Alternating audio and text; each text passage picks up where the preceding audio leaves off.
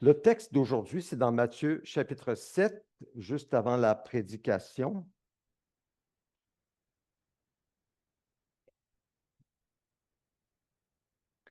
Alors, c'est dans le sermon de Jésus sur la montagne. Je vous invite à vous lever si vous le désirez pour faire honneur à la parole. Recevons la parole.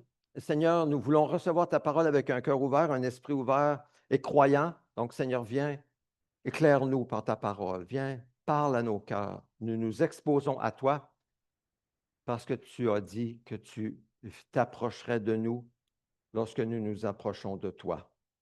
Alors viens, Seigneur, parler à nos cœurs au nom de Jésus. Amen.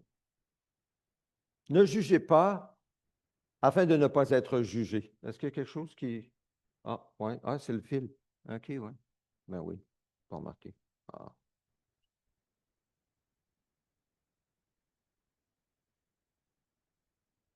merci. Alors, je reprends. Ne jugez pas afin de ne pas être jugé. Car on vous jugera de la même manière que vous aurez jugé, et on utilisera pour vous la mesure dont vous vous serez servi. Pourquoi vois-tu la paille qui est dans l'œil de ton frère? Ne remarques-tu pas la poutre qui est dans ton œil? Ou comment peux-tu dire à ton frère, laisse-moi enlever la paille de ton œil, alors que toi, tu as une poutre dans le tien? Hypocrite, enlève d'abord la poutre de ton œil, et alors tu verras clair pour retirer la paille de l'œil de ton frère. Ne donnez pas les choses saintes aux chiens, ne jetez pas vos perles devant les porcs, de peur qu'ils ne les piétinent et qu'ils ne se retournent pour vous déchirer. Demandez, et l'on vous donnera. Cherchez, vous trouverez. Frappez, l'on vous ouvrira. En effet, toute personne qui demande reçoit. Celui qui cherche trouve. Et l'on ouvre à celui qui frappe. Qui parmi vous donnera une pierre à son fils s'il lui demande du pain? Ou s'il demande un poisson, lui donnera-t-il un serpent? C'est donc mauvais comme vous l'êtes, vous savez donner de bonnes choses à vos enfants. Votre Père céleste donnera d'autant plus volontiers de bonnes choses à ceux qui les lui demandent. Tout ce que vous voudriez que les hommes fassent pour vous, vous aussi faites-le de même pour eux, car c'est ce qu'enseigne la loi et les prophètes. Vous pouvez vous asseoir. Alors, nous poursuivons aujourd'hui la série du caractère à la conduite, l'impact du ciel sur la terre, l'impact de Christ en nous, l'Esprit de Dieu qui nous habite sur la terre, et nous parlons notamment de l'impact de Christ dans nos relations familiales. C'est de ça que nous parlons en suivant le texte dans Colossiens chapitre 3 aujourd'hui. Notre fille cadette attend son deuxième enfant, un garçon qui devrait naître dans quelques semaines. Moi, je dis qu'il naîtra le jour de la naissance de mon épouse, l'anniversaire de naissance de mon épouse, le 3 septembre. Ce serait un beau cadeau, non? Un 7e petit-enfant, le jour de l'anniversaire de mon épouse. Parlant des petits-enfants, nous avons passé toute la journée vendredi à soutenir le fardeau justement de notre fille et de notre gendre. On a passé toute la journée avec les petits-enfants à Charlesbourg. Alors, nous sommes allés au parc, nous avons joué au ballon dans la rue, mangé de la pizza à moitié cuite et mangé de la crème glacée. Bref, tout ce qui a plu aux enfants. À la fin de la journée, nous étions crevés. Puis, rendu à la maison, en rentrant, on entend un petit oiseau qui gazouille dans la mangeoire d'oiseaux. Tout était devenu calme. Puis là, je commençais à me dire, mais c'est quand même tout un sacrifice qu'on a fait aujourd'hui. Puis là, je commençais à penser tout ce que j'aurais pu faire à la maison quand j'étais avec les petits-enfants, jouer à leur jeu. Ah, mes émotions sont devenues comme mélangées. Je disais ça, Karen. Puis là, je me posais la question, avons-nous fait le bon choix? Nous savons, Karen et moi, que nous avons une place vraiment spéciale dans la vie de nos petits-enfants. Ils nous observent et ils n'oublient pas ce que nous faisons et même ce que nous disons. On avait une histoire, moi j'avais complètement oublié, mais un petit enfant nous a dit quelque chose que, ah tiens, elle n'avait pas oublié. Ils n'oublient pas. Ils voient ce que nous faisons et ce que nous disons et notre attitude en couple devant eux le ton de notre voix, notre attitude, l'un envers l'autre devant eux. Ils voient tout.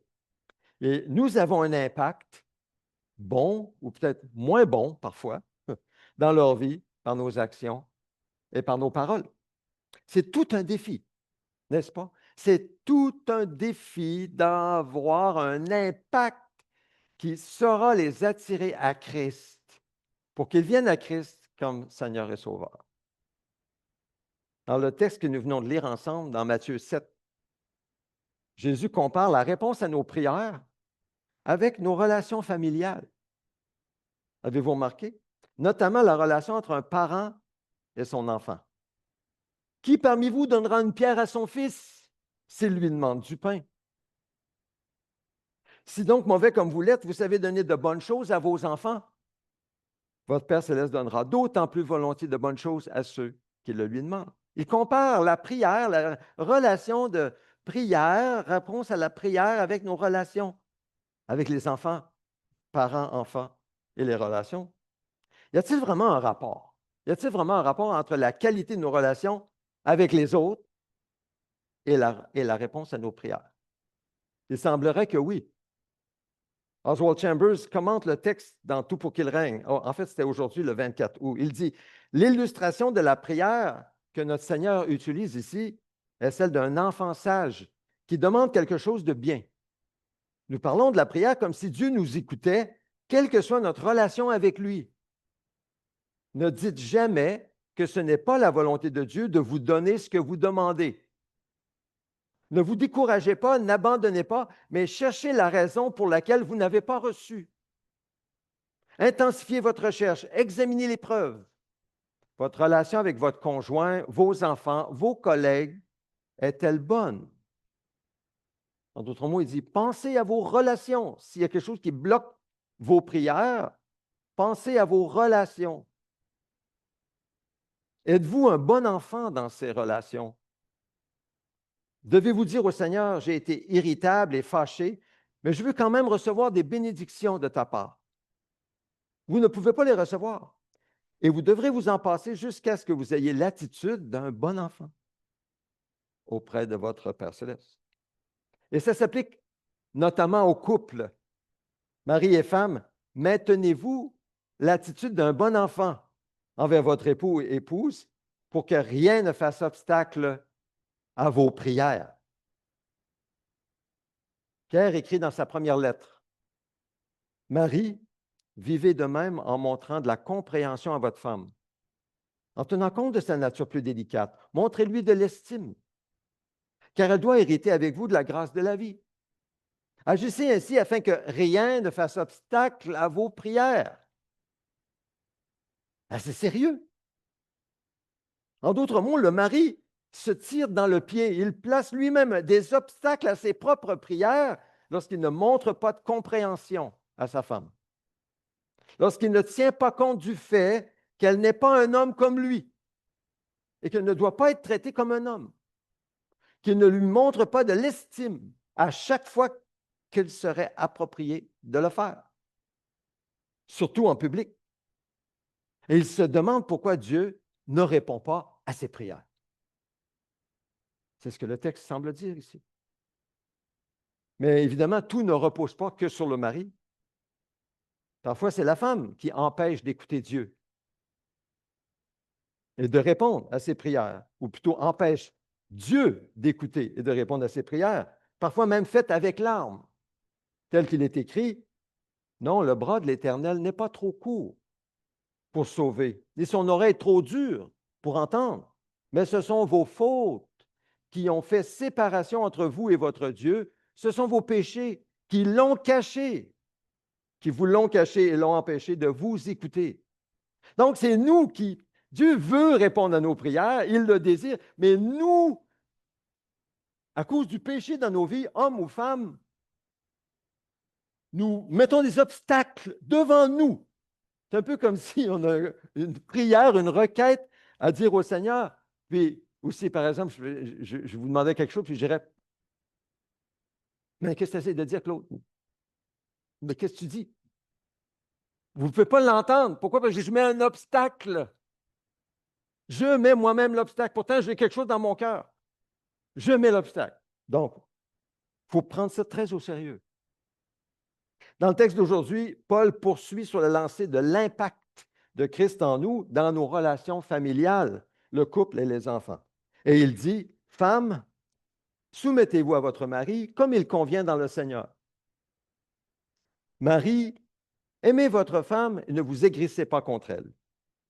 Enfants, obéissez en tout à vos parents, car cela est agréable au Seigneur. Père, n'exaspérez pas vos enfants de peur qu'ils ne se découragent. C'est le texte que nous allons regarder ensemble aujourd'hui, le texte principal. Voici ce que Dieu attend de nous chaque jour de notre courte vie sur la terre. C'est cela qu'il s'attend de nous, femmes, mari, enfants, père. Évidemment, et je le répète, ces commandements sont adressés à Christ en nous, à l'Esprit en nous, et non à nous, indépendamment de Dieu. Parce que personne, il n'y a pas une femme, il n'y a pas un mari, il n'y a pas un enfant ni un père qui est capable, par ses propres forces, d'obéir constamment à ces commandements. Aucun. Aucun. Le péché en nous, ça crie fort contre cela. Mais Christ en nous, oui. Ça s'adresse à l'Esprit de Dieu qui est en nous, à la nouvelle nature qui est en nous. Donc, comment allons-nous y arriver à obéir? Mais c'est en comptant constamment sur le Seigneur. C'est en priant constamment que le Seigneur nous en donne le vouloir et le faire. C'est en dépendant de Dieu constamment, de sorte que nous n'en tirerons aucune gloire, parce qu'on nous dira, Seigneur, merci, c'est toi qui me l'as donné. Et puis nous allons voir les fruits d'une telle famille qui sont merveilleux. Le modèle familial sur la terre. La vraie foi en Jésus-Christ ne transforme pas seulement les individus, mais elle transforme les foyers et même les relations au travail. La semaine prochaine, nous allons voir les relations au travail, employés, employeurs. Nous allons parler de ça la semaine prochaine. Mais aujourd'hui, on parle des relations familiales. C'est clair que Paul s'adresse ici à des croyants, à des femmes croyantes, à des maris croyants, des enfants croyants ou qui grandissent dans un contexte de foi chrétienne, parce qu'il les exhorte tous à vivre d'une manière qui plaît à Jésus-Christ. Donc, ça s'adresse à des enfants de Dieu, ou au moins dans le contexte de la famille chrétienne.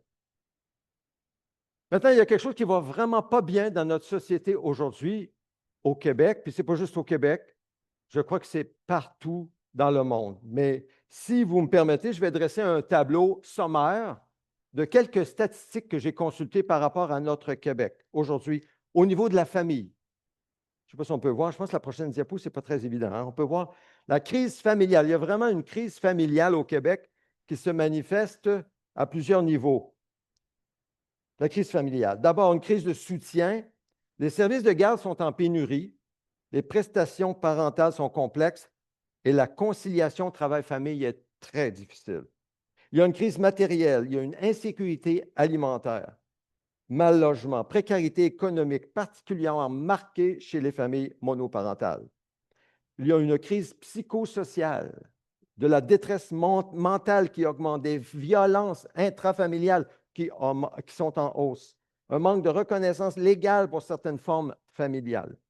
Crise démographique, une baisse de la fécondité, vieillissement rapide de la population et la recomposition des modèles familiaux. Par exemple, quand on parle de pression croissante au niveau de la conciliation travail-famille, les parents d'enfants préscolaires expriment un épuisement marqué. 65 estiment que prendre soin de leurs enfants exige plus de temps et d'énergie qu'ils n'en ont. De l'insuffisance ou adaptation des services. Il y a plus de 28 000 enfants, 28 000, qui attendent une place en garderie, souvent de qualité variable, notamment dans les garderies à but lucratif. Il y a un fort déséquilibre encore entre les congés parentaux. Parmi les femmes, on a 45,2 semaines en moyenne pour un congé parental versus comparé à 10,3 semaines pour les hommes. Parlant du mal logement, l'insécurité alimentaire. Ça m'a surpris quand j'ai vu ça. Près d'une famille sur 5 avec des enfants de 0 à 5 ans connaît de l'insécurité alimentaire. 25 de ces familles vivent dans des logements jugés inadéquats. C'est un quart de ces familles jugées adéquats, insalubres ou surpeuplées. Globalement, 15,7 de la population québécoise, présentement en 2025, vit une insécurité alimentaire avec des demandes d'aide ayant explosé de plus de 55 depuis 2021, après la pandémie. Parlant des familles monoparentales, une précarité persistante et ça ne va pas en s'améliorant. En 2021, près de 30 des familles avec enfants au Québec étaient monoparentales. Pensons à ça. Près de 30 des familles au Québec étaient monoparentales en 2021. Et les mères seules représentent 75 de ces familles. 3 quarts de ces familles sont des femmes avec leurs enfants. Le poids de la pauvreté est écrasant. Près de 60 des mères monoparentales vivent en situation de pauvreté, contre 12 de couples avec des enfants. Et bien évidemment, la santé mentale et les violences intrafamiliales sont aussi en hausse. Le cas de violence conjugale a augmenté. 1/3 des victimes rapportent une fréquence accrue depuis la pandémie. Entre 2009 et 2021, le Québec a enregistré une augmentation de plus de 23 des affaires de violence familiale. Et c'est plus marqué au Québec qu'ailleurs au Canada. Les violences entre partenaires intimes ont également grimpé de plus de 28 sur cette période, entre 2009 et 2021. Le modèle familial traditionnel, celui qu'on vient d'exposer, n'est plus la norme au Québec. Plus de 60 des naissances sont hors mariage. En 2016, 24 des familles avec enfants étaient monoparentales et 16 recomposées. Ça, c'est juste un tableau sommaire de la situation de la famille, des familles au Québec. Nous avons un Québec qui souffre et il ne faut pas fermer les yeux là-dessus. On ne peut pas juste dire, ben moi, je ne vis pas ça. Et il ne faut surtout pas nous voir supérieurs parce que nous sommes égaux avec eux. Nous ne sommes pas supérieurs. Donc, j'aimerais vous suggérer, même maintenant, après avoir entendu ces données troublantes, j'aimerais vous suggérer avec moi de prendre 1 minute de silence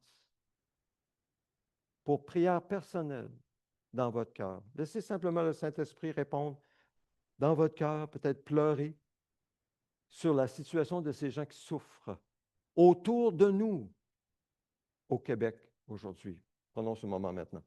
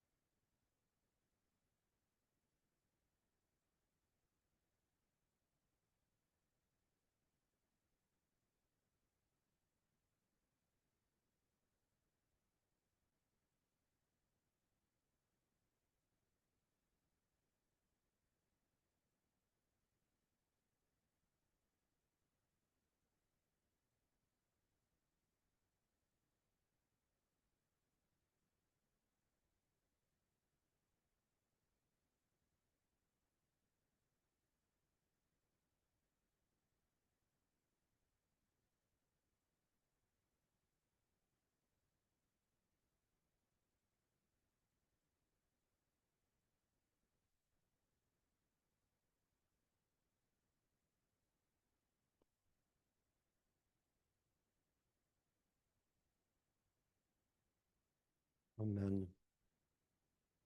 Seigneur Dieu,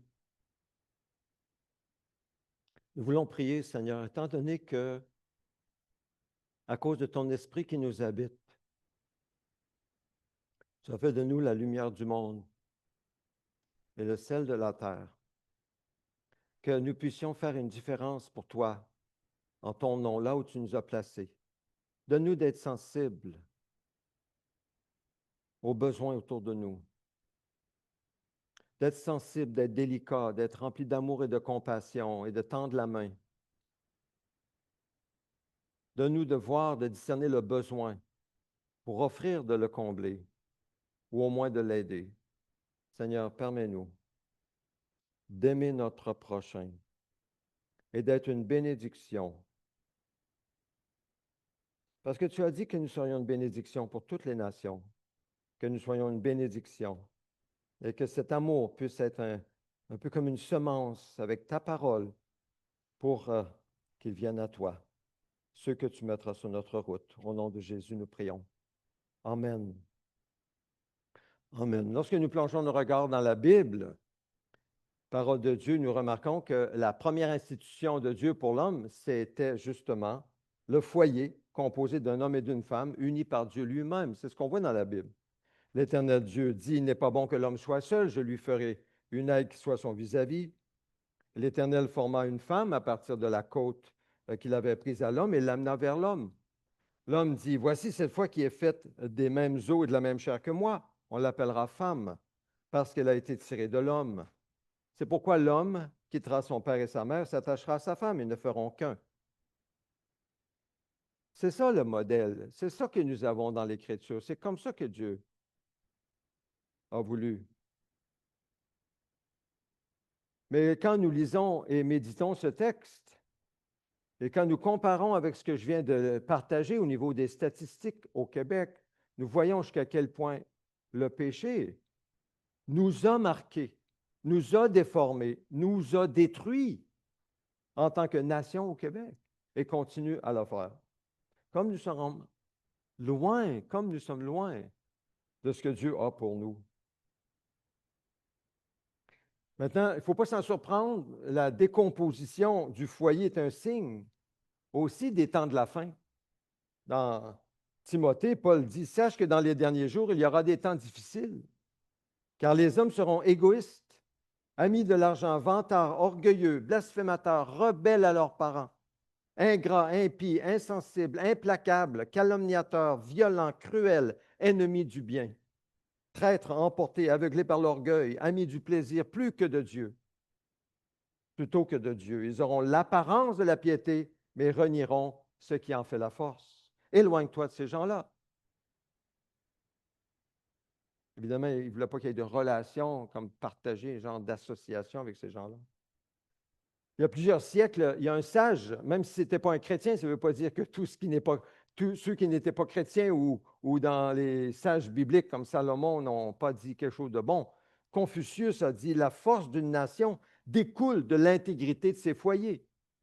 La force d'une nation découle de l'intégrité de ses foyers. Donc, la force du Québec découle de l'intégrité de ses foyers.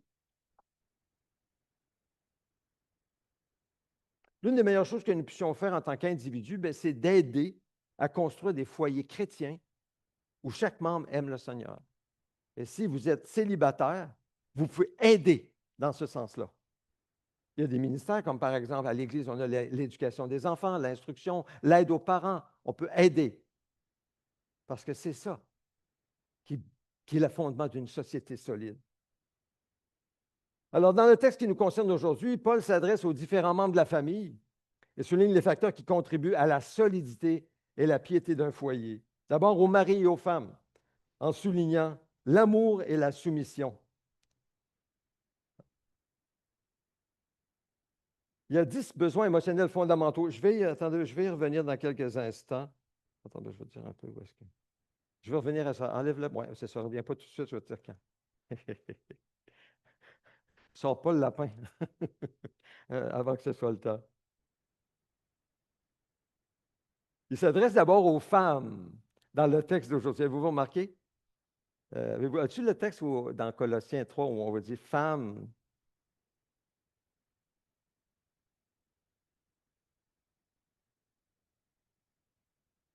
Juste avant, oui, c'est ça. Femmes, soumettez-vous à votre mari comme il convient au Seigneur.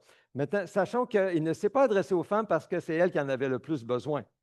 Non, non, non. L'Évangile a radicalement changé et amélioré la position des femmes dans le monde romain de l'époque et dans le monde entier par la suite. Bien qu'il y en a qui disent bien des choses, Mais en réalité, l'Évangile a changé la position des femmes. La bonne nouvelle de Jésus a donné aux femmes une nouvelle liberté, une nouvelle stature, même une égalité de valeur avec les hommes qu'elles n'avaient pas avant. Et certaines semblaient être incapables de gérer cette nouvelle liberté donnée par l'Évangile. Et je pense que c'est ce que Paul fait ici. Il met le doigt sur l'importance pour la femme de se soumettre à son mari, pour ne pas aller trop loin dans l'autre sens. C'est peut-être la raison pourquoi il parle aux femmes en premier. Mais il y a des avertissements similaires dans Éphésiens au chapitre 5 et même dans 1 Pierre 3. Et vous savez, lorsqu'on a un texte comme celui-là qui pourrait faire dresser les cheveux de certaines personnes et dire, ah, vous autres, vous êtes il faut lire les textes parallèles dans l'Écriture qui nous éclairent pour que nous puissions comprendre vraiment qu'est-ce que Dieu nous dit par sa parole en entier lorsqu'il dit, par exemple, femmes, soumettez-vous à votre mari. Par exemple, dans Éphésiens, le Seigneur parle au mari et à la femme et il dit, soumettez-vous les uns les autres dans la crainte de Dieu. Et je crois que le fondement, il est là. Je vous rappelle que ce que nous voyons aujourd'hui, c'est basé sur le fait que nous sommes de nouvelles créatures en Christ. Christ en nous, c'est celui qui nous donnera d'appliquer la parole de Dieu. Mais quand on regarde dans le texte parallèle, on voit que Paul souligne, soumettez-vous les uns les autres dans la crainte de Dieu. Ça veut dire que c'est à l'homme aussi de se soumettre et à la femme de se soumettre au Seigneur pour obéir au Seigneur et faire ce que Dieu demande. C'est la base. C'est vraiment la base. Donc, la soumission ne s'adresse pas qu'à la femme. Elle s'adresse à l'homme et à la femme. C'est une soumission mutuelle basée sur la crainte et le respect de Dieu. C'est le fondement du couple. Et l'apôtre développe en précisant, femmes, soumettez-vous à votre mari comme au Seigneur, car le mari est le chef de la femme, comme Christ est le chef de l'Église, qui est son corps et dont il est le sauveur. Mais tout comme l'Église se soumet à Christ, que les femmes aussi se soumettent en tout à leur mari. Et le Saint-Esprit dira par la bouche de Pierre, vous de même, femmes, soumettez-vous à votre mari.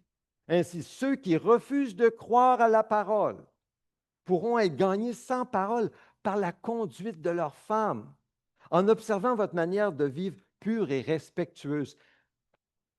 L'impact d'une femme qui se soumet à son mari qui n'est pas chrétien, son mari qui profite d'elle, si on peut dire, son mari qui vit selon les valeurs de ce monde, mais cette femme qui se soumet par amour et fidélité à son mari. J'ai connu quelqu'un, une femme, dans une autre église. À l'époque, ça fait plusieurs années, quand nous étions à l'église du Berger. Avant, c'était Belvédère. Une femme comme cela. Son prénom, c'était Sabine. Sûrement qu'elle est encore. Elle est déménagée. Pendant des mois, peut-être même des années, fidèle à son mari, qui n'était pas fidèle. Mari non chrétien, mais qui, elle, suivait le Seigneur, soumise au Seigneur. Tandis que lui, il abusait d'elle. Finalement, cet homme est venu à Dieu. C'est un homme instruit. C'était un docteur à l'université, un enseignant en mathématiques. Il est finalement venu au Seigneur. Il n'a pas pu résister à l'amour de cette femme qui, sans parole, servait son mari, était fidèle envers son mari, qui aimait son mari. C'est vrai, cette parole que je viens de lire. C'est très puissant, la soumission de la femme à son mari. Même si, ou surtout peut-être si, il ne le mérite tellement pas. Il y a des maris qui ne le méritent pas du tout. Mais ce n'est pas une question de mériter. Ce n'est pas question de si tu le mérites, je vais me soumettre à toi. Non, non, non. C'est femmes, soumettez-vous à vos maris comme il convient dans le Seigneur. Comme il convient dans le Seigneur. Est-ce qu'il convient dans le Seigneur que, femmes, vous vous soumettiez à votre mari? Alors soumettez-vous à votre mari. Si vous jugez qu'il ne convient pas dans le Seigneur, peut-être à cause d'un abus physique, vous êtes en danger, alors ça ne convient pas là, dans le Seigneur. Vous n'êtes pas sous l'obligation de vous soumettre à votre mari. Il y a des limites. Donc, vous pourrez m'en parler si jamais vous vivez une situation semblable. Donc, ces textes ne signifient pas que la soumission est un esclavage ou un asservissement. Il faut comprendre, le mot soumission est mal compris souvent et mal appliqué. Ce mot vient du vocabulaire militaire et signifie simplement organiser selon le rang. Le fait qu'un soldat, par exemple, soit un simple soldat ou un colonel ne fait pas de lui une meilleure personne.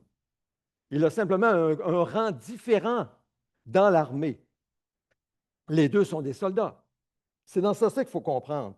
Donc, la soumission, c'est une question de fonctionnement dans le couple. C'est pour le bon fonctionnement du couple uniquement, et non de valeur en tant que personne. L'homme n'est pas supérieur à la femme, pas même un petit peu. Il n'est pas une meilleure personne. Dieu fait toutes choses convenablement et avec ordre. C'est une question d'ordre. Donc, le couple chrétien qui se soumet volontairement à Dieu pour se comporter selon la volonté de Dieu sert de modèle pour toute la société. Et nous devons être de tels couples avec et par la grâce de Dieu. Le fait que la femme soit appelée à se soumettre volontairement à son mari ne signifie pas, encore une fois, que l'homme ait de qualités supérieures. Mais ça signifie seulement, écoutez bien, que l'homme a la responsabilité d'être le chef et le guide, comme un berger bienveillant dans le foyer, pour prendre soin de sa femme, pour être comme un berger, pour la guider, pour guider la famille. C'est la responsabilité que Dieu donne à l'homme. Et la femme, elle a une autre responsabilité, et les deux fonctionnent ainsi ensemble. La femme se place ainsi sous la mission, sous la mission de son mari pour le soutenir, prier pour lui et l'aider à mener à bien sa mission, parce qu'il est responsable et il devra rendre des comptes devant Dieu. L'homme doit accepter cette mission et sa responsabilité et ne pas y renoncer, s'en dérober ou fuir. Il doit à tout prix résister à la tentation de lancer la serviette et se soustraire à ses obligations de chef serviteur dans le couple et la famille. C'est très important. C'est à l'homme que Dieu a donné la mission d'être chef ou leader ou berger de la famille pour la protéger, la guider et en prendre soin. Après 40 ans de mariage et 30 ans en tant que pasteur et d'observation dans mon service, j'en conclus qu'il est aussi difficile à la femme de se soumettre à son mari qu'il est pour l'homme d'être un chef bienveillant pour son couple. C'est aussi difficile l'un de l'autre. Même, je dirais, c'est impossible sans l'aide de Dieu. Sans l'aide de Dieu. En effet, être chef selon le terme biblique du terme ne signifie pas être dictateur ou le gros boss qui décide de tout. Non, être chef, selon le terme, la signification biblique, c'est exercer un leadership aimant, serviteur, à la manière de Jésus qui a lavé les pieds de ses disciples. Marie, avez-vous déjà lavé les pieds de votre femme?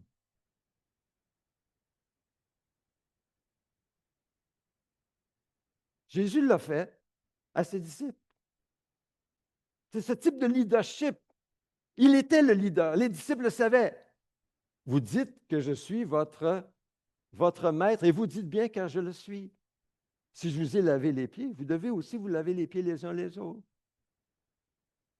C'est une question de se servir pour le besoin de l'autre, se sacrifier pour le besoin de l'autre. Tantôt, je parlais de notre journée vendredi où j'avais l'impression qu'on avait sacrifié notre journée. J'avais tellement de choses que j'aurais pu faire chez nous. Bien, on a sacrifié pour les besoins de nos petits-enfants, pour l'impact dans leur vie, et nous ne le regrettons pas. Il y a encore des choses à faire chez nous. Il va toujours avoir des choses à faire chez nous.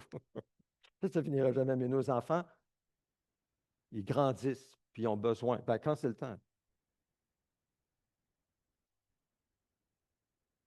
La priorité du mari envers sa femme, c'est de rencontrer ses besoins les plus importants. C'est sa priorité dans le couple. Son travail, son ministère, ses loisirs doivent passer après. C'est ce que Dieu lui demande. Donc, il est là, la volonté de Dieu pour lui. Marie, aimez votre femme. La femme a des besoins émotionnels que le mari doit remplir. Ah, pas tout de suite.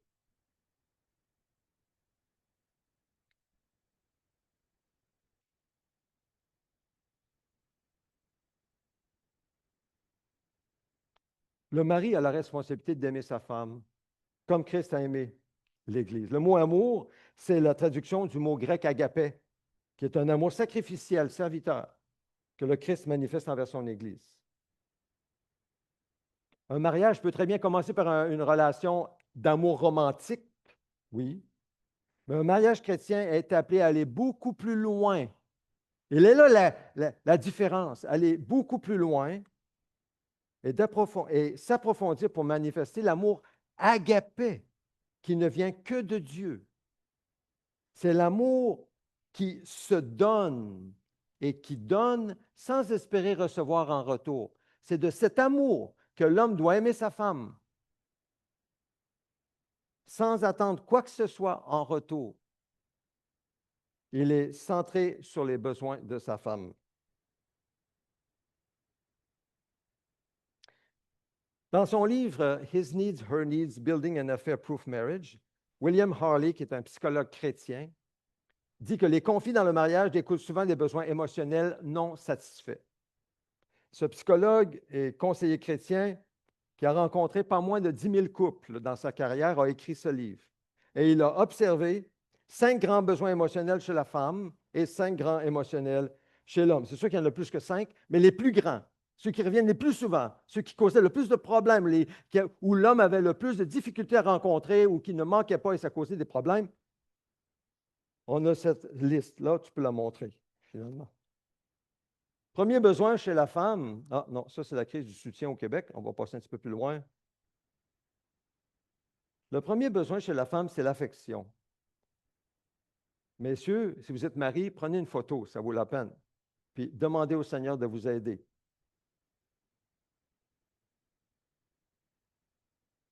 Des gestes d'amour quotidien envers sa femme. C'est son premier besoin, messieurs. L'affection. Elle a besoin de gestes d'amour quotidien. Ensuite vient la conversation intime, l'écoute profonde, les échanges, prendre du temps ensemble. Troisièmement, l'honnêteté et l'ouverture, une communication sincère, vraie.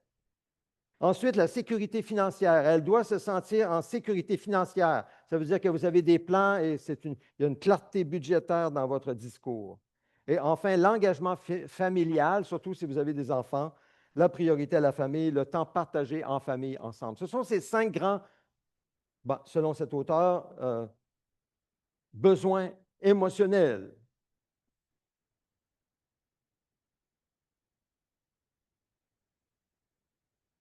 Donc, aimer sa femme en tant que mari, c'est prendre très au sérieux cela.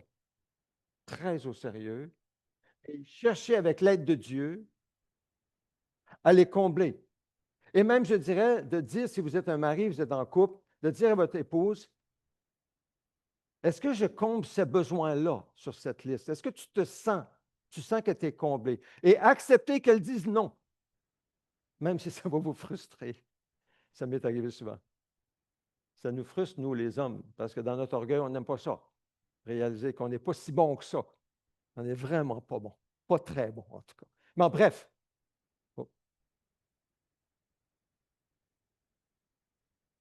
Mais l'homme aussi a des besoins, besoins émotionnels, et c'est la prochaine liste. Satisfaction sexuelle dans le mariage, compagnie récréative, des activités partagées, ils font des choses ensemble. Une conjointe attirante, une apparence soignée, elle soigne son apparence. Elle est un soutien domestique, elle est en ordre, elle aime l'ordre, elle est une aide concrète à la maison et elle admire son mari. Sincèrement, en public. Ouf! Mesdames, prenez une photo.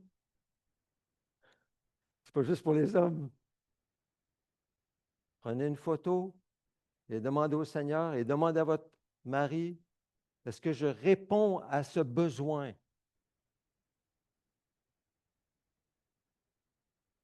Et acceptez qu'il dise non. Parce que aussi, il y a des femmes qui sont orgueilleuses. Ils n'aiment pas ça. Ils pensent qu'elles sont si bonnes. Ah, peut-être pas aussi bonnes que ça. Mais bref, on voit que nous sommes dans une situation, hein, dans le couple, on a besoin du Seigneur. Non? Moi, j'en ai besoin. Ah, ah oui. Ah oui, j'en ai besoin. Nous en avons tous besoin. Donc, Marie, aimez vos femmes. Un avertissement important ici que Paul ajoute dans Colossiens 3,19, il dit, ne vous aigrissez pas contre elles. Alors, on va passer à une autre chose. Oui, passe à la prochaine. Oui, c'est ça. Il dit, ne vous aigrissez pas contre elles. Ne perdez pas patience envers votre femme. Les maris doivent veiller à ne pas nourrir de rancune envers leur femme à cause de quelque chose qu'elle a fait ou n'a pas fait dans le passé. Et ça, c'est très important. Le mari ne doit pas avoir d'amertume envers sa femme pour quelque chose qu'elle n'a pas fait ou qu'elle ne fait pas.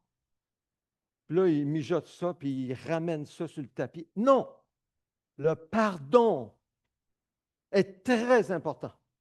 Pourquoi?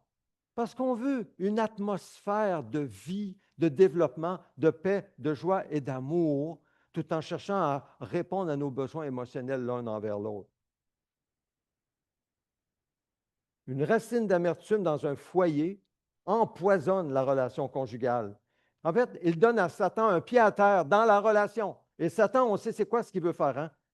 Diviser, tuer, détruire. C'est ça que Satan fait. On n'ouvre pas la porte à Satan. Il sort. Alors, la racine d'amertume doit sortir. Vous la confessez, vous pardonnez. Ce n'est pas une question d'émotion. Vous le faites parce que Dieu vous dit de le faire. On passe à autre chose. On n'y revient plus. Que toute amertume, dit Paul en Éphésiens 4, verset 31, que toute amertume, toute fureur, toute colère, tout éclat de voix, toute calomnie, toute forme de méchanceté disparaissent du milieu de vous. Mais ça inclut les couples chrétiens. Ça inclut les couples chrétiens. Que toute amertume, toute fureur, toute colère, tout éclat de voix, toute calomnie, toute forme de méchanceté disparaissent. Et dans Hébreux 12, verset 15, nous lisons, veillez à ce que personne ne se prive de la grâce de Dieu. Ne vous privez pas de la grâce de Dieu. Il pardonne, pardonnez aussi. Il nous pardonne, pardonnons-nous aussi. Ne nous privons pas de la grâce de Dieu. Il veut nous bénir. Ne mettons pas d'obstacle à ses bénédictions. À ce qu'aucune racine d'amertume produisant des rejetons ne cause du trouble et que beaucoup n'en soient infectés. Donc, si vous sentez qu'il y a de l'amertume dans votre cœur, peut-être qu'il y a de l'amertume, ça fait longtemps que c'est là. Apportez ça au Seigneur en disant, Seigneur, j'en veux plus de cette amertume. Ça m'empoisonne moi-même, puis ça empoisonne ma relation avec l'autre. Ça peut être votre épouse, ça peut être un frère, une soeur, n'importe qui, n'importe qui. S'il y a de l'amertume, puis vous avez comme de la rancune dans votre cœur, dites au Seigneur, Seigneur, enlève-moi cette racine-là. J'en veux plus. Libère-moi. Je pardonne. J'en veux plus. Je ne me vengerai pas envers cette personne. Je te laisse cela entre tes mains. C'est à toi. Je n'y reviendrai plus. Mais Seigneur, libère-moi de ça. J'en veux plus. La vie est trop courte pour vivre dans l'amertume. Donc, résistons au diable en renonçant à l'amertume et à la rancune dans toutes nos relations. Les époux chrétiens sont appelés à être ouverts et honnêtes l'un envers l'autre, simples et transparents, comme des enfants, et ne pas cacher leurs sentiments et surtout ne pas se mentir. Prendre le temps de se dire la vérité dans l'amour. C'est un bon moyen de résoudre les différends familiaux. Que le soleil ne se couche pas sur votre colère. C'est une sage politique à suivre si vous voulez avoir un foyer heureux. La semaine dernière, Karen a fait quelque chose que j'ai vraiment apprécié.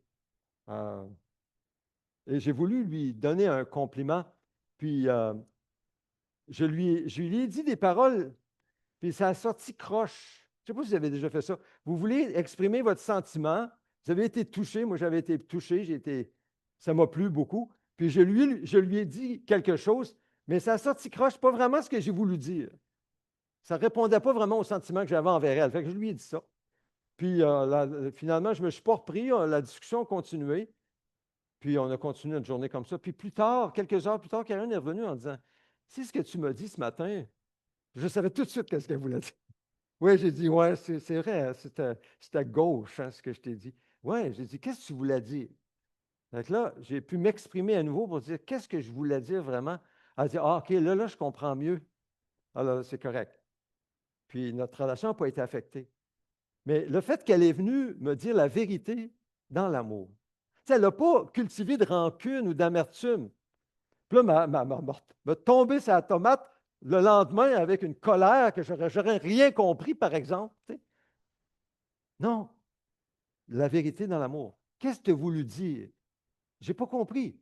Elle n'avait pas bien reçu, ben non, ça a sorti croche. Mais le fait qu'elle a voulu le dire simplement comme ça, on a mis ça en lumière, je me suis exprimé autrement, puis la relation n'a pas été affectée. Un mari qui aime vraiment sa femme ne se comportera pas durement ou n'essaierait pas d'imposer son autorité à la maison. Une image, par exemple, et je vais terminer dans quelques instants, du mari envers sa femme, l'amour est patient, il est plein de bonté. L'amour n'est pas envieux, il ne se vante pas, il ne s'enfle pas d'orgueil, il ne fait rien de malhonnête, il ne cherche pas son intérêt, il ne s'irrite pas et ne soupçonne pas le mal. Évidemment, une femme qui a un mari qui cherche à l'aimer, comme Christ a aimé l'Église, ben, ça va être plus facile pour elle de se soumettre à son mari. Ben oui, elle va vouloir le faire parce qu'elle sait qu'il n'abusera pas d'elle, il n'en profitera pas. Ça va être plus facile pour elle. Donc, l'amour du mari pour sa femme se manifeste dans son sacrifice envers elle, puis l'amour de la femme à son mari se manifeste dans sa soumission à lui. La clé est là. C'est une soumission mutuelle, un amour mutuel. Je vais arrêter ici. Je vais poursuivre la semaine prochaine avec les enfants, parce que c'est ça. Ça termine comme ça, je pense. Donc, en conclusion, basé sur la réalité de la nouvelle naissance et de la présence de l'Esprit de Dieu en nous, nous sommes appelés à être transformés dans nos vies de couple et de famille et ne pas nous conformer au monde actuel. Femmes, soumettez-vous à votre mari comme il convient dans le Seigneur. Et Marie, aimez votre femme et ne vous écrissez pas contre elle. Que le Seigneur bénisse sa parole dans nos cœurs.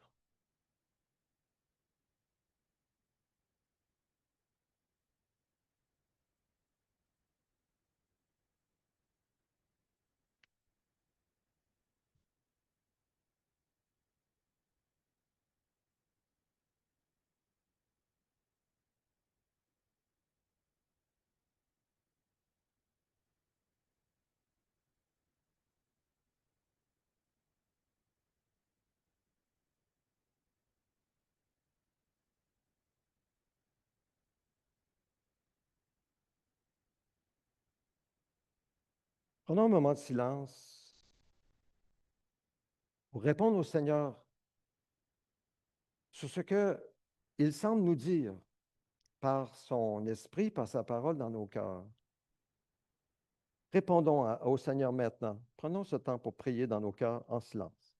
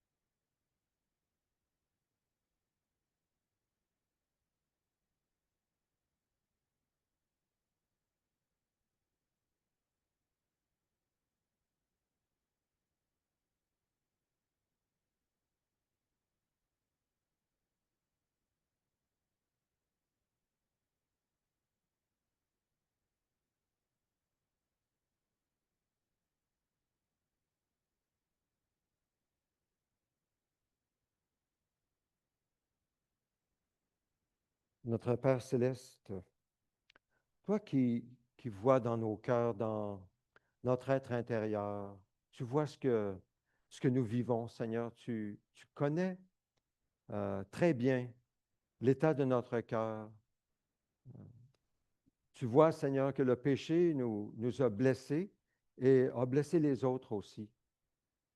Mais Seigneur, nous voulons te confesser, reconnaître nos fautes et être ouverts à ce que tu mettes ta lumière dans nos vies pour que nous puissions te confesser nos péchés, comme dit ta parole, et être purifiés de toute iniquité. Donc, nous venons à ta table avec un cœur contrit, un cœur humble, un cœur euh, ouvert, sensible à ton esprit, à ta lumière, un cœur qui met en lumière devant toi, Seigneur Dieu, nos fautes, nos péchés. De toute façon, il n'y a rien qui t'est caché. Donc, Seigneur, pardonne nos fautes dans nos relations, Seigneur Dieu, et viens guérir nos relations. Viens guérir nos relations autant que faire se peut de notre côté, que nous puissions être en paix et d'une paix de plus en plus profonde et durable et solide dans toutes nos relations.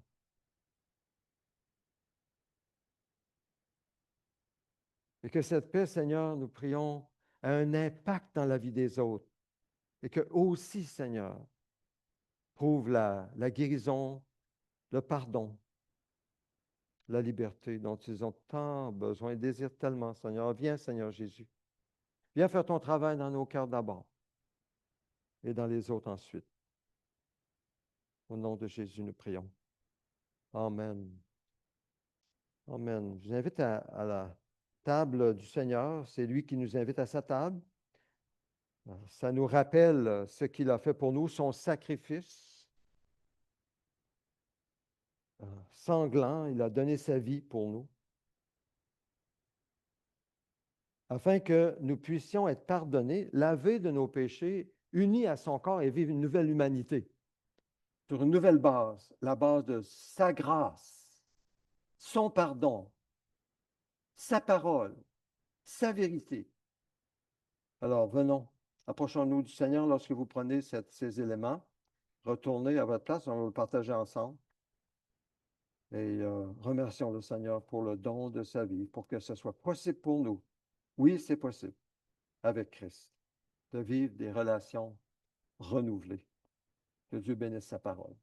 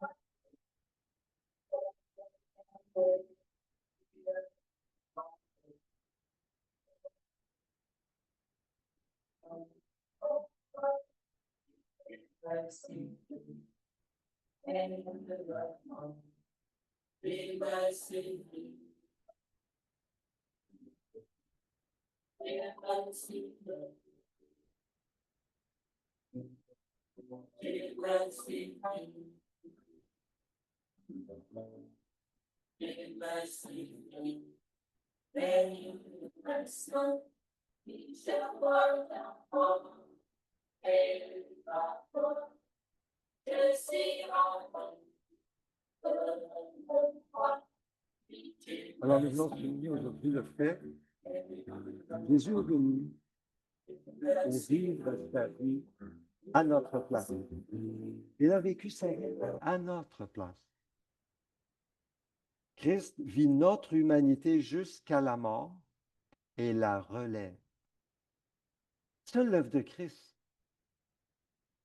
Il est venu pour vivre à notre place. Une vie d'un homme sans péché, afin de recevoir la punition que nous méritions. Et qu'ainsi, il puisse nous donner sa justice en tant qu'homme qui n'avait jamais péché, en échange de nos péchés. C'est pour ça que Jésus est venu. Et c'est pour ça que nous avons l'espérance du pardon, de la vie éternelle, d'une nouvelle humanité, de ressusciter avec lui à cause de ce que Jésus a fait. Puis c'est ce que nous célébrons ensemble maintenant. En prenant ce pain et ce jus, c'est ce que nous célébrons. C'est, vous dites, oui, je crois à ce que Jésus a fait pour moi sur la terre.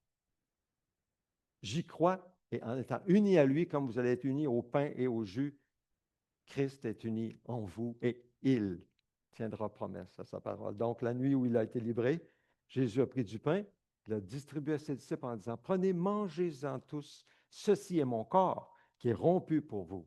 Faites ceci en souvenir de moi. Prenons-en tous.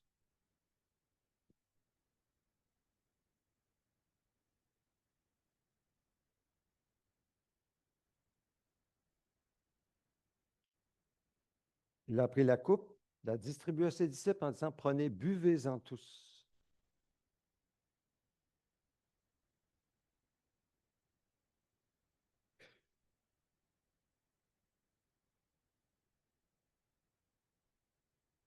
Quelle grâce, Seigneur, tu nous as offert en venant vivre ta vie à notre place. En tant qu'homme, toi, Dieu fait homme, afin que, en étant unis à toi par la foi, nous puissions participer à ta nature divine pour l'éternité, vivre éternellement, être purifiés, pardonnés de tous nos péchés. Maintenant, Seigneur, basé sur cette nouvelle vie, donne-nous, Seigneur, d'appliquer ce que tu nous dis dans ta parole, pour toi, par amour envers toi, en reconnaissance envers toi, de nous soumettre à ta parole avec confiance, de nous donner entièrement à toi, Seigneur. Et toi, tu t'occuperas du reste dans nos vies. C'est ce que tu as dit dans ta parole. Donc, Seigneur, merci. Merci d'habiter en nous par ton esprit. Et merci d'appliquer constamment la valeur du sang de Christ à la croix sur tous nos péchés, sur tous nos manquements, nos fautes, ce que nous ne faisons pas qu'on devrait faire, ce que nous faisons de mal et que nous ne devrions pas faire. Merci, Seigneur, d'appliquer le sang de Jésus sur toute notre vie afin de nous purifier et de nous donner par ton esprit de marcher avec toi et de marcher en comptant sur toi et avec ton esprit de faire ta volonté, d'être lumière du monde et celle de la terre au milieu d'une société, Seigneur, qui souffre profondément, comme nous l'avons vu aujourd'hui. Oh Seigneur, donne-nous ce cœur de compassion qui est en toi. Tu le mets en nous. Oh Seigneur, donne-nous la puissance de ton esprit pour parler lorsque c'est le temps, pour agir lorsque c'est le temps, de ne pas nous conformer au monde, mais d'être transformés par le renouvellement de notre intelligence selon ta parole et de faire ce que tu nous dis de faire en comptant sur toi, Seigneur. Oh Dieu, fais cette différence dans nos vies et par nos vies, là où tu nous as placés, Seigneur. Merci Seigneur pour ton œuvre parmi nous, dans ton assemblée ici. Seigneur, nous voulons amener devant toi, Seigneur, les couples.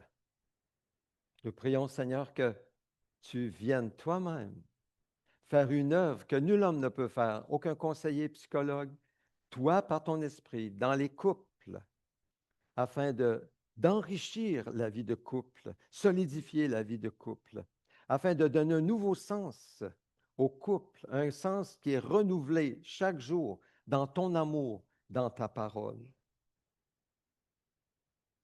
Nous prions pour ceux qui ont des femmes, des enfants. Nous prions afin que par ton esprit, tu viennes aider les familles qui ont tant besoin, Seigneur, comme on l'a entendu tantôt.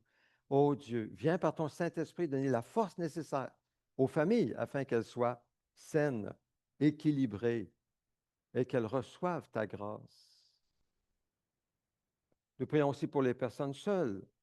Nous prions afin que tu sois toujours présent, le soutien de ces personnes qui sont seules, afin de leur donner la place qu'ils ont dans ton corps, dans la famille des enfants de Dieu, et de leur montrer combien ils sont précieux, combien ils sont appréciés, combien ils ont une place, autant que les couples, car tous ont une place dans ta famille, Seigneur, sans exception. Merci de nous accueillir en ton corps et toi de nous montrer la place que chacun de nous, tu nous appelles à combler.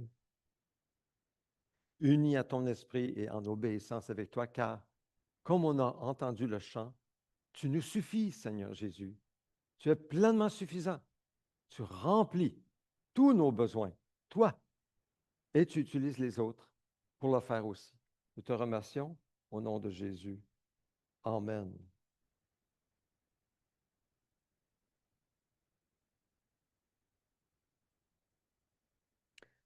Je vous invite à vous lever avec moi. Nous allons prier le Notre Père, la prière que le Seigneur nous a enseignée.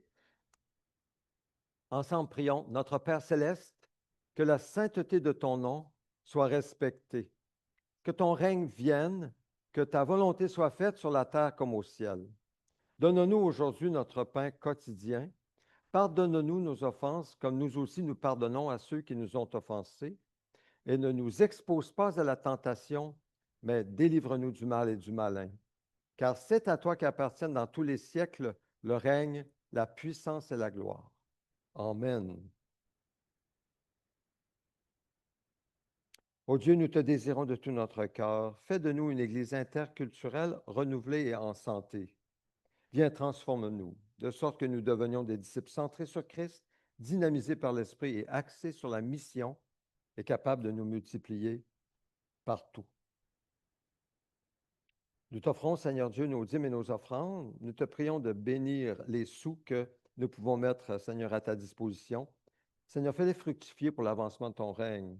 Surtout, Seigneur, avec les besoins de l'Alliance au Québec, le soutien avec notre école de théologie. Seigneur, donne-nous, Seigneur, de pouvoir donner à ton œuvre des sous pour le soutien de ton œuvre. Prions au nom de Jésus. Amen. Vous pouvez vous asseoir pour quelques annonces en terminant. Alors, comme je le disais aux enfants tout à l'heure, la célébration du baptême, on a dû la reporter à une date ultérieure. Si vous réfléchissez toujours à l'idée d'être baptisé, c'est encore le temps. Moi, je vais suivre les gens autant qu'ils vont le désirer. On parle ensemble, on parle de ce que la parole de Dieu enseigne au niveau du baptême. Donc, venez me voir pour qu'on puisse planifier un rendez-vous. J'ai aussi une petite étude que nous pouvons partager ensemble. Donc, si ça vous intéresse, les baptêmes auront lieu plus tard cet automne. On n'a pas encore de date de précise euh, qui sont déjà prêtes à être annoncées. Pour les femmes, il y a une conférence pour femmes le 27 septembre à l'église de Lévis. C'est toute la journée du samedi, 27 septembre, soif de vérité. Donc, si vous désirez y participer, alors parlez avec Nathalie. Vous pouvez lui envoyer un courriel pour lui dire que vous seriez intéressé. Aussi, en septembre, je vais l'annoncer bientôt, pour les hommes, nous aurons un déjeuner. Le déjeuner de nos hommes vont reprendre en septembre. J'annoncerai la semaine prochaine. La maison de prière est toujours en fonction sur Zoom les mardis, midi et mercredi soir. Et l'étude biblique, comme le cours de renouveau, sont en pause estivale toujours, vont reprendre en septembre. Anniversaire de naissance, Daniela, cette semaine, jeudi 28 août, et Sabrina Thomas Pétrin, jeudi, la même date que Daniela. Bonne fête, Daniela! Ensemble, ensemble. Joyeux anniversaire, sois fidèle à Jésus, que Dieu te bénisse, que tu grandisses en lui. Ça te donne quel âge, là? 12 ans. 12 ans. Bonne fête.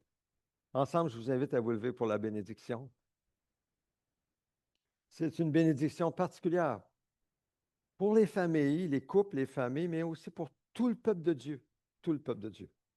Que l'Éternel te bénisse et te garde. Que l'Éternel fasse briller son visage sur toi et t'accorde sa grâce. Que l'Éternel se tourne vers toi et te donne la paix. Allez dans la bénédiction et la paix du Seigneur. Bonne fin de journée. On se retrouve au sous-sol pour la collation.